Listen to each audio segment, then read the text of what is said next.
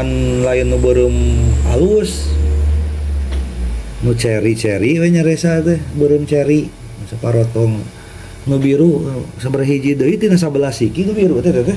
Bab 809, Arya adalah seorang kanibal. Saat gerbang batu ditutup, beberapa orang di tempat tersebut tiba-tiba mulai panik. Namun, lebih banyak orang yang tidak mempedulikan masalah ini sama sekali, karena mata mereka tertuju pada 8 peti mati darah. Pada saat ini, tidak jauh dari Ye Guan, seorang pemuda menunjuk ke kejauhan dan berkata dengan penuh semangat, "Saudari, lihat 8 peti mati darah itu, coba tebak apa isinya. Saya kira pasti ada keindahan yang tiada taraf di dalamnya. Ini seperti ini dalam novel kesatria." Tidak jauh dari anak laki-laki itu, berdiri seorang wanita. Wanita itu tampak berusia 20-an. Dia mengenakan gaun berwarna hijau tua.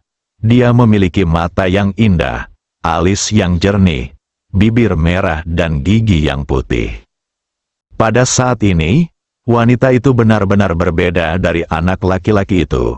Setelah pintu batu ditutup, ekspresi kekhawatiran tiba-tiba muncul di matanya.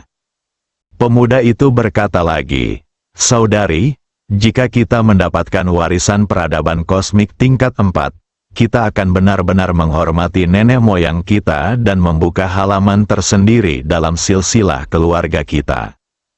Berbicara tentang ini, pemuda itu sepertinya merasakan sesuatu. Dia menoleh untuk melihat wanita di sampingnya. Melihat kekhawatiran di mata wanita itu, pemuda itu tersenyum dan berkata, "Kak, jangan khawatir, saya bercanda, ada begitu banyak orang jenius dan monster di sini. Saya mengetahui bahwa warisan tidak ada hubungannya dengan saya. Saya hanya datang untuk melihat dan mempelajari lebih lanjut. Jika nanti ada bahaya, kami akan segera melarikan diri dan tidak akan mengambil risiko apapun." Wanita itu sedikit mengangguk. Ya, pemuda itu menoleh dan melihat ke 8 peti mati darah di kejauhan. Matanya masih tidak bisa menyembunyikan kegembiraan dan rasa penasarannya. Gadis itu melirik ke 8 peti mati darah di kejauhan. Kekhawatiran di matanya tidak berkurang, tetapi menjadi semakin kuat, karena intuisinya mengatakan kepadanya bahwa masalah ini tidak sederhana. Dia awalnya hanya membawa kakaknya ke sini untuk menimba ilmu. Rencana awalnya adalah melihatnya dari kejauhan dan kemudian pergi bersama kakaknya. Karena dia sangat menyadari kekuatan mereka, hal baik seperti warisan alam semesta 4 dimensi tidak akan menjadi giliran mereka sama sekali, dan mereka tidak memiliki kemampuan. Ketika dia berada di luar pintu, kakaknya berlari masuk tanpa dia sadari. Dia tidak punya pilihan selain mengikutinya masuk. Setelah masuk, pintu batu ditutup, yang membuatnya merasa sangat tidak nyaman. Seolah memikirkan sesuatu, wanita itu perlahan menoleh dan mengamati sekeliling. Dia menatap semua orang di lapangan satu persatu, dan akhirnya matanya tertuju pada Ye Guan dan yang lainnya. Tanpa ragu-ragu, dia langsung menarik kakaknya dan meringkuk di samping Ye Guan dan yang lainnya. Meskipun pemuda itu sedikit penasaran, dia tidak banyak bicara. Dia masih menatap peti darah di kejauhan dengan penuh semangat, merindukannya. Kamu melirik wanita di sampingnya, dan dia secara alami memperhatikan perilaku kecil antara wanita dan anak laki-laki itu. Melihat Ye Guan menatapnya, wanita itu dengan cepat menunjukkan senyuman ramah. Ye Guan juga tersenyum, lalu menarik pandangannya. Pada saat ini, seorang pria misterius tiba-tiba muncul di depan 8 peti darah di kejauhan. Dengan kemunculan pria misterius ini, tempat yang awalnya berisik tiba-tiba menjadi sunyi, dan terdengar suara pin drop. Semua orang menatap pria misterius itu. Orang kuat di alam semesta beradab tingkat keempat. Daizong menatap pria misterius itu, ekspresinya perlahan menjadi serius. Pria misterius itu berjalan maju perlahan. Dia perlahan menyapu kerumunan. Ketika dia melihat Ye Guan dan Daizong, dia tertawa. Melihat pria misterius itu begitu baik hati, beberapa orang yang awalnya khawatir merasa lega. Pria misterius itu tiba-tiba membuka telapak tangannya, dan di tangannya, tirai tipis perlahan naik ke langit. Tirai tipis itu panjang dan lebarnya ribuan kaki, seperti gulungan gambar yang tergantung di udara. Semua orang sedikit bingung. Ye Guan dan 3 lainnya juga sedikit bingung. Saat ini, Yin Yan muncul di samping Ye Guan. Dia memegang manisan hao di tangannya dan menjilatnya dengan senang hati. Melihat pemikiran itu, Ye Guan tersenyum, lalu mengeluarkan manisan hao lainnya, mengupasnya dan menyerahkannya padanya, karena hanya tersisa manisan hao terakhir di tangannya. Yin Yan mengambil manisan hao itu sambil tersenyum, lalu menjilatnya dengan tangan kiri dan kemudian dengan tangan kanannya. Ye Guan menggelengkan kepalanya dan tersenyum. Dia menemukan banyak gadis kecil menyukai manisan hao. Xiao Bai dan Arya melakukan hal yang sama, begitu pula ide ini. Mulai sekarang, Anda tidak perlu membawa pedang King Xuan saat keluar, tetapi Anda harus membawa tang hulu. Pada saat ini, pemandangan tiba-tiba muncul di tirai tipis di kejauhan. Ye Guan dan Yin Yan mendongak dan melihat bahwa di dalam tirai cahaya, ada banyak aula dan gedung-gedung tinggi dengan ketinggian puluhan ribu kaki. Aula-aula dan gedung-gedung tinggi ini sangat megah dan spektakuler, memanjang langsung dari tanah ke langit berbintang. Selain aula dan gedung-gedung tinggi ini, ada juga beberapa yang diikuti semua orang bangunan yang belum pernah dilihat sebelumnya, seperti menara kristal tertentu, menara kristal setinggi puluhan ribu kaki, memancarkan aliran cahaya aneh ke seluruh tubuh, dan di puncak menara, dari waktu ke waktu, cahaya misterius muncul dari puncak menara ke langit, langsung ke kedalaman langit berbintang di kejauhan. Ada juga bangunan aneh, yaitu lingkaran cahaya yang sangat besar. Lingkaran cahaya tersebut terbuat dari bahan yang tidak diketahui dan memiliki diameter sekitar puluhan ribu kaki, berdiri di langit berbintang dan berputar perlahan saat berputar. Di kejauhan, jauh di ujung alam semesta, beberapa bintang sebenarnya berputar perlahan bersamanya. Saat garis pandang di tirai cahaya bergerak perlahan, di langit berbintang tertentu, ada monster-monster. Monster-monster ini sangat besar, lebih besar dari planet. Ia memiliki segitiga, dan masing-masing tanduknya setinggi 1000 kaki sisik tebal menutupi seluruh tubuhnya, dan setiap tarikan napas membuat seluruh langit berbintang bergetar. Ketika mereka melihat monster ini, semua orang di ruangan itu membuka mulut tak percaya. Bahkan Ye Guan dan 3 orang lainnya sangat terkejut saat ini. Ye Guan belum pernah melihat monster sebesar ini. Ukuran monster ini sungguh keterlaluan. Monster yang lebih besar dari planet. Dengan cakar ini, sebuah planet bisa dengan mudah dihancurkan. Pada saat ini, Xinyu di samping tiba-tiba melihat ke arah Yin Yan dan berkata, "Nak, kamu tidak terlihat terkejut sama sekali." Ye Guan buru-buru menoleh untuk melihat ke arah Yin Yan, yang melihat monster itu dengan ekspresi yang sangat tenang. Ye Guan juga sedikit penasaran, apakah kamu tidak terkejut dengan pemikiran itu? Yin Yan menjilat manisan haunya, lalu berkata dengan tenang, "Saya pernah melihat yang lebih besar dari ini." "Xinyu," Ye Guan berkata dengan suara yang dalam, "lebih besar." Yin Yan mengangguk, lalu memberi isyarat dengan tangannya, "Besar sekali." Ye Guan bertanya, "Di mana kamu melihatnya?" Ada yang berpikir, "Tempat untuk bekerja." Ye Guan meliriknya dan berpikir. Pada saat ini, dia tiba-tiba menyadari bahwa gadis ini mungkin bukan pekerja paruh waktu biasa. Xinyu tiba-tiba berkata, "Nona Yin Yan, seperti apa tempat kerjamu?" Yin Yan melirik Xinyu dan berkata, "Kamu ingin menipuku?" "Xinyu, Kamu Guan, tanpa berkata apa-apa lagi, dia melihat ke tirai tipis di kejauhan. Tepat ketika Ye Guan hendak mengatakan sesuatu, pria misterius itu tiba-tiba tertawa dan berkata, "Apakah kamu tahu monster macam apa ini?" Di bawah, semua orang menggelengkan kepala. Mereka belum pernah melihat monster sebesar ini. Pria misterius itu tersenyum dan berkata, "Ini disebut binatang pemakan bintang. Ia hidup dengan melahap bintang dan memiliki kekuatan untuk menghancurkan alam semesta. Namun, ia ditangkap oleh peradaban penyihir kita dan kemudian menjadi binatang penjaga gerbang peradaban penyihir kita." Penjaga gerbang, begitu kata-kata ini keluar, semua orang di tempat tersebut merasa ngeri. Monster menakutkan seperti itu hanyalah penjaga gerbang peradaban penyihir ini. Memalukan. Ye melirik monster-monster itu. Lalu berkata dalam hatinya, "Tuan Ta, mintalah ayahku untuk menangkap salah satu monster-monster ini untukku di masa depan. Sepertinya aku membutuhkan hewan peliharaan."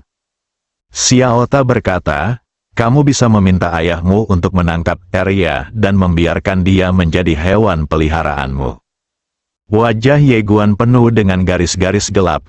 "Kamu ingin aku menjadi peliharaannya? Biarkan Arya menjadi hewan peliharaan, itu gila. Bapak tua itu hanya berani membodohi Arya sekali saja. Bagaimana mungkin dia berani mempunyai pemikiran seperti itu?" Xiao Ta berkata, "Meskipun monster ini kuat, dia pasti tidak akan mampu mengalahkan Arya. Dengan Arya di sini, monster apa yang kamu inginkan?" Ye Guan berpikir sejenak, lalu berkata, "Itu benar." Tampaknya sedang memikirkan sesuatu. Ye Guan tiba-tiba berkata, "Tuan Ta, apakah Arya menganggap dirinya sebagai manusia atau monster sekarang?" Xiao Ta berkata, "Ketika dia melakukan kesalahan, di depan Nyonya An, dia akan memperlakukan dirinya sendiri sebagai manusia, dan ketika dia ingin melakukan hal buruk, dia akan memperlakukan dirinya sendiri sebagai monster. Karena orang harus bersikap masuk akal, tapi monster tidak." Kamu Guan, Xiao Ta berkata, "Juga, Arya adalah seorang kanibal. Dia benar-benar memakan orang, bukan lelucon." Kamu Guan, kali ini, pria misterius itu berkata lagi, "Saya akan menunjukkan yang lebih kuat." Saat dia berbicara, dia dengan lembut menekan dengan tangan kanannya, dan pemandangan di dalam tirai cahaya tiba-tiba berubah. Kemudian, sebuah pohon kuno muncul di hadapan semua orang.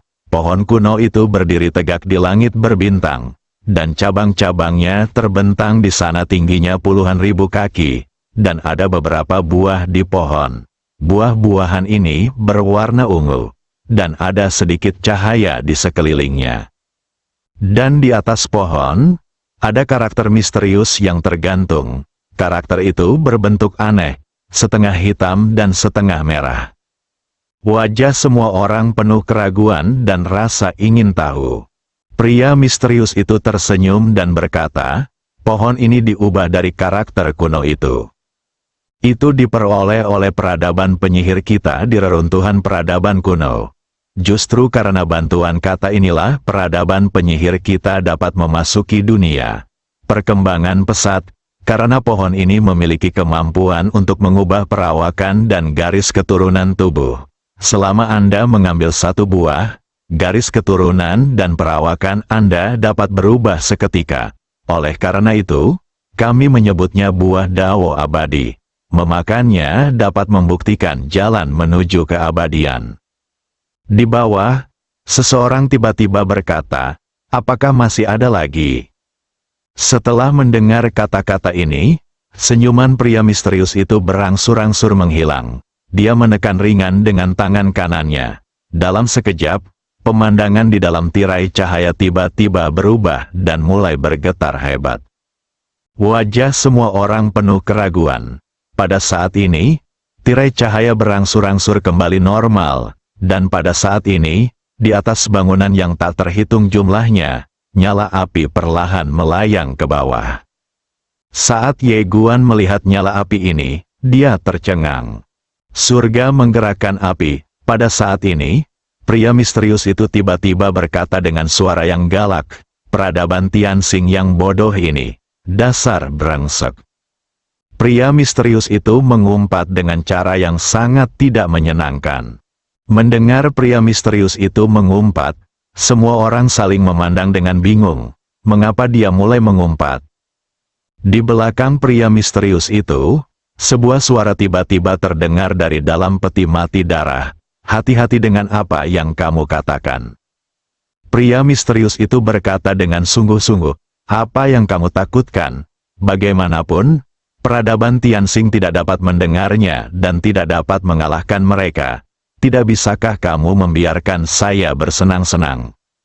Di bawah, Yinian memandang pria misterius itu dengan tenang dan berhenti menjilati manisan Hao. Bab 810, Bibi dengan rok polos, Dewa Abadi. Segera, semua orang tahu mengapa pria misterius itu memarahi. Di dalam tirai cahaya, saat api langit perlahan turun, seluruh peradaban penyihir mulai mencair. Selama periode ini, sinar cahaya ilahi yang tak terhitung jumlahnya membubung ke langit dari dalam peradaban para penyihir, meledak menuju api surgawi. Namun, cahaya ilahi itu terbakar hingga ketiadaan bahkan sebelum mereka mendekati api surgawi. Pada saat ini, menara kristal tiba-tiba bergetar hebat, dan kemudian, pilar cahaya kristal membubung ke langit dan langsung menuju ke arah api yang bergerak di langit. Saat pilar cahaya kristal membumbung ke langit, tekanan kuat tiba-tiba menyebar dari langit dan bumi. Namun, pilar cahaya kristal ini secara langsung menghancurkan Hua Cheng menjadi ketiadaan ketika jaraknya ribuan kaki dari api langit. Di bawah, lusinan pria kuat berjubah ajaib tiba-tiba naik ke langit dan mencapai cakrawala. Masing-masing dari mereka memegang buku kuno tentang sihir pada saat yang sama dan membacakan istilah-istilah kuno dalam hati dalam sekejap. Segala sesuatu di sekitar mereka adalah kekuatan Tao yang misterius muncul di antara langit dan bumi. Kekuatan Tao ini berkumpul seperti air pasang, dan akhirnya berubah menjadi pedang Tao, yang kemudian membelah langit dan api. Sihir yang luar biasa, ini adalah kekuatan magis paling kuat dalam peradaban penyihir. Mereka yang menggunakannya semuanya adalah ahli sihir dengan tingkat yang unik. Puluhan orang bekerja sama untuk menampilkannya, dan kekuatan sihir agung ini bisa dikatakan paling dahsyat dalam sejarah. Karena kekuatannya terlalu kuat, begitu Dao Blade ini muncul, seluruh dunia menjadi ilusi dan transparan. Namun, begitu Dao Blade tiba di langit, ia langsung terbakar dan kemudian berubah menjadi abu dan tersebar. Melihat pemandangan ini, wajah puluhan penyihir papan atas, penyihir beradab, langsung menjadi pucat dan putus asa. Selanjutnya, peradaban penyihir mengaktifkan formasi dan berbagai metode yang tak terhitung jumlahnya, tetapi mereka tidak dapat mendekati api yang bergerak di langit. Orang-orang kuat yang tak terhitung jumlahnya maju satu demi satu, tetapi tidak ada yang bisa menghentikan api yang bergerak di langit. Segera, semakin banyak orang mulai putus asa, sehingga banyak orang berhenti melawan dan mulai melarikan diri. Seluruh peradaban penyihir berada dalam kekacauan. Pada akhirnya, api langit jatuh lurus ke bawah, dan seluruh peradaban penyihir mulai mencair dan menghilang. Melihat pemandangan ini, semua yang hadir kaget. Banyak orang yang belum pernah mendengar tentang peradaban Tianxing, sehingga mereka semua terkejut saat melihat betapa mengerikannya api Tianxing. Kamu melihat tirai tipis di kejauhan dengan ekspresi rumit. Saat ini dia memikirkan bibinya yang mengenakan rok polos. Hari itu, ketika api yang bergerak di langit datang ke alam semesta Guangxuan, bibi Sukun baru saja meraihnya. Api yang bergerak di langit yang menghancurkan langit dan bumi ditangkap di tangannya, dan dia menjadi jinak seperti kucing. Saat ini, Dia hanya ingin berteriak, "Bibi Sukun, dewa abadi." Selain Ye Guan, Yinian memandang Xing Huo hari itu, sedikit mengernyit, dengan sedikit keraguan di matanya karena dia tidak dapat mengingat kapan ini terjadi. Tidak ada kesan sama sekali, membosankan, jadi dia langsung kembali ke menara kecil dan terus mempelajari ruang dan waktu. Di dalam tirai cahaya, seluruh peradaban penyihir mulai runtuh, tetapi pada saat ini, pohon langit berbintang kuno sepertinya terancam, dan tiba-tiba bergetar hebat, dan kemudian, sinar cahaya naik ke langit, dan kemudian membentuk serangkaian penghalang cahaya, dan semuanya tepat ketika semua orang mengira penghalang cahaya akan pecah. Cahaya itu sebenarnya menghalangi api yang bergerak di langit. Ye Guan sedikit terkejut. Dia melihat pohon kuno di langit berbintang. Di puncak pohon kuno, karakter kuno misterius terus meletus dan kekuatan misterius mengalir ke penghalang cahaya. Skyfire dihentikan. Hal ini memberikan secercah harapan bagi peradaban penyihir yang sudah putus asa. Namun, saat berikutnya, penghalang cahaya tiba-tiba mulai mencair. Pada saat ini, banyak penyihir dan pejuang beradab yang putus asa. Pada saat ini, puluhan orang tiba-tiba berubah menjadi sinar cahaya dan tenggelam ke dalam pohon kuno di langit berbintang, dan kemudian, api langit jatuh lurus ke bawah. Ledakan, seluruh peradaban penyihir menjadi abu. Pohon kuno di langit berbintang juga terbakar habis. Namun, karakter kuno misterius itu tidak hilang. Ia tetap berada dalam kehampaan, melainkan redup dan kehilangan kilau spiritual aslinya. Pria misterius itu tiba-tiba melambaikan tangan kanannya, dan tirai tipis itu menghilang. Semua orang di lapangan sadar. Kamu melirik pria misterius itu dan cukup penasaran dengan karakter kuno misterius itu. Dia sebenarnya menolak kekuatan Tian Xingguo. Pria misterius itu perlahan berbalik dan memandang semua orang di lapangan. Pada saat ini, dia tidak lagi memiliki kemarahan dan kekeliruan seperti sebelumnya. Sebaliknya, dia memiliki senyuman seperti pegas. Tahukah kamu apa itu api? Banyak orang menggelengkan kepala. Pria misterius itu berkata, itu adalah Tian Xingguo, dari peradaban kosmik tingkat kelima. Peradaban kosmik tingkat 5, semua orang kaget saat mendengar ini.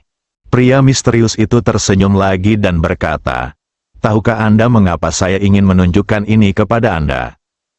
Tiba-tiba seseorang berkata, saya ingin kita mengetahui sejarah peradaban penyihir, sehingga setelah kita dapat mewarisinya, kita dapat menghidupkan kembali peradaban penyihir dan mengembalikan kejayaan peradaban penyihir. Haha, pria misterius itu tiba-tiba tertawa. Tidak jauh dari Ye Guan, adik dari sepasang saudara kandung berkata dengan penuh semangat, kakak, peradaban penyihir ini sangat kuat, jika saya bisa mendapatkan warisan mereka. Berbicara tentang ini, dia tidak tahu apa yang dia pikirkan, dan ekspresinya tiba-tiba berubah suram. Saya pasti tidak punya kesempatan. Mata wanita di sebelah anak laki-laki itu penuh dengan kekhawatiran. Dia semakin merasa ada yang tidak beres. Jadi dia menarik adik laki-lakinya ke sampingnya dan mendekati Ye Guan dan yang lainnya. Ye Guan menoleh untuk melihat wanita di sampingnya. Dia melihat wanita itu. Dia mengenakan gaun hijau tua. Meskipun dia masih sedikit belum dewasa, penampilannya sudah memukau, yang jarang terjadi di dunia. Melihat Ye Guan menatapnya, wanita itu dengan cepat menunjukkan senyuman ramah. Ye Guan tersenyum dan berkata, apakah kita saling kenal? Wanita itu menggeleng cepat, lalu menjadi sedikit gugup. Ye Guan hendak berbicara. Pada saat ini, pria misterius di kejauhan tiba-tiba merentangkan tangannya perlahan. Dia mulai melafalkan mantra kuno dalam hati.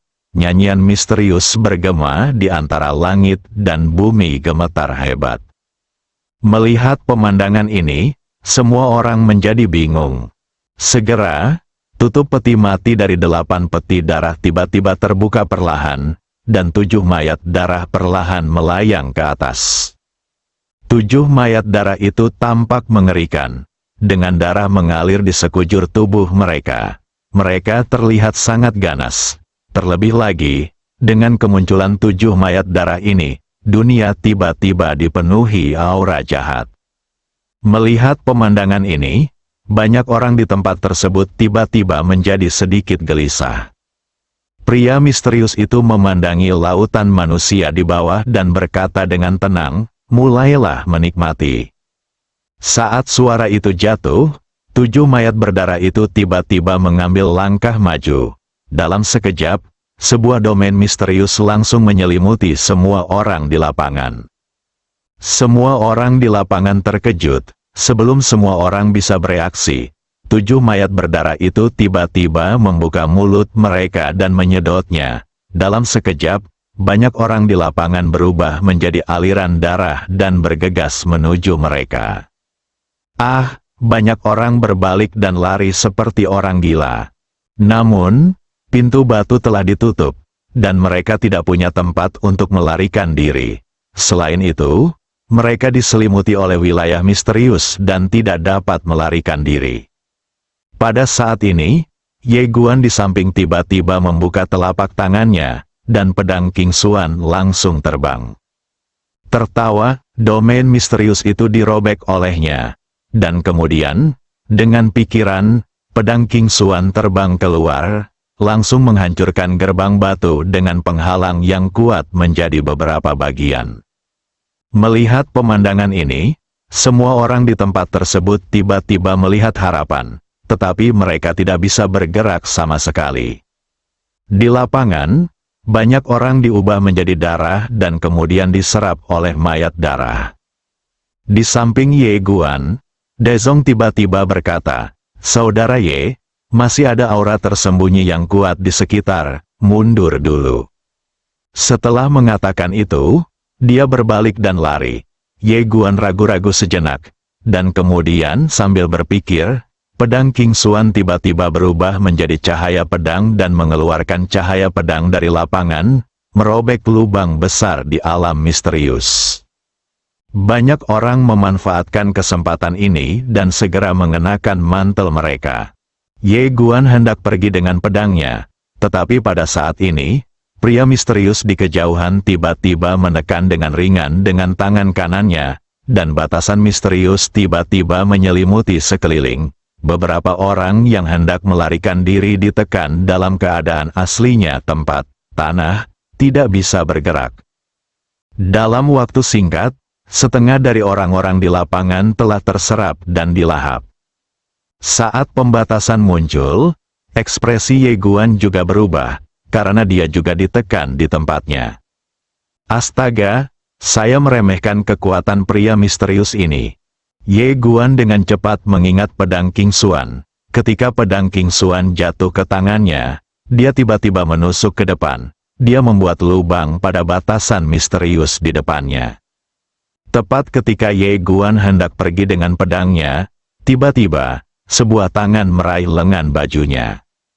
Ye Guan berbalik dan melihat bahwa itu adalah wanita dengan gaun hijau tua.